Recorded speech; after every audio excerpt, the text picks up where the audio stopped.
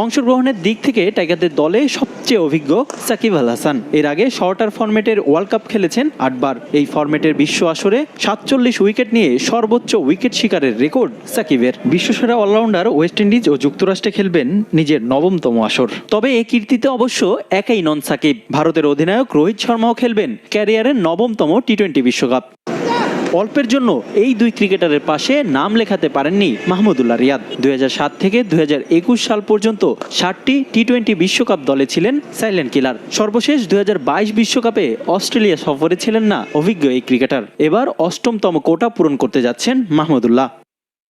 চোট কাটিয়ে একাদশে ফিরলে 5মবারের মতো সীমিত ওভারের বিশ্বকাপ হবে তাসকিন আহমেদের। আর সৌম্য সরকার ও পেসার মোস্তাফিজুর রহমান খেলবেন 4র্থবারের মতো। তাদের থেকে একটি করে কম 3য় ওয়ার্ল্ড কাপ হতে যাচ্ছে লিটন শরীফুলের। এর আগে 2021 ও 2022 বিশ্বকাপে প্রতিনিধিত্ব করেছেন তারা।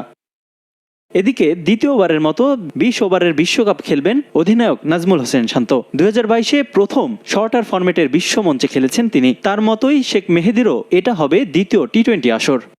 ঘোষিত দলে প্রথমবারের মতো টি-20 বিশ্বকাপে অংশ নেবেন 6 ক্রিকেটার। ওপেনার তানজিদ হাসান, তাওহিদ হৃদয়, জাকের আলী, তানভীর ইসলাম, রিশাদ হোসেন ও তানজিদ সাকিবদের এটাই প্রথম। তবে তানজিদ, তাওহিদ ও সাকিবের রয়েছে অন্য সংস্করণে একটি করে বিশ্বকাপ খেলার অভিজ্ঞতা। 3জনই খেলেছেন ভারতে ওয়ানডে বিশ্বকাপ।